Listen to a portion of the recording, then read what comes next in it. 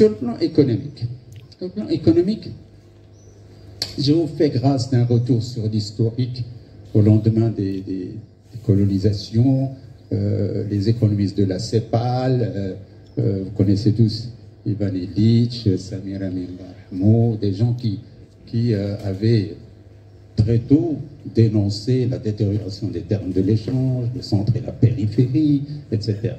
Nordine Chaminou Driri, ex-universitaire et actuellement consultant international.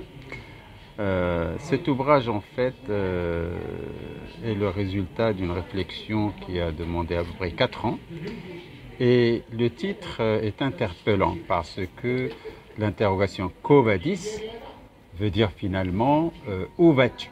Et c'est pour cela que pour que ça soit mieux décodé, j'ai mis un sous-titre, à savoir Essai sur le devenir collectif.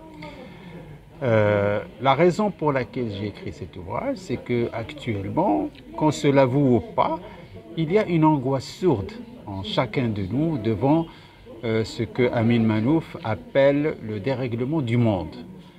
Il y a des perturbations au niveau géopolitique, au niveau économique, au niveau socio-culturel, au niveau technologique, et donc on est en droit de se poser la question sur notre devenir.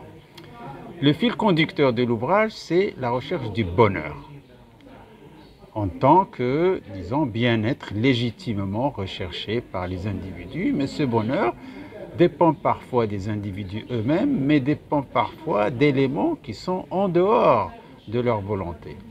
Et c'est la raison pour laquelle, pour bien saisir la difficulté, il fallait approcher le sujet avec la méthode de la complexité qui permet de croiser la philosophie, la sociologie, la science politique, l'économie, la psychologie pour mieux comprendre le phénomène.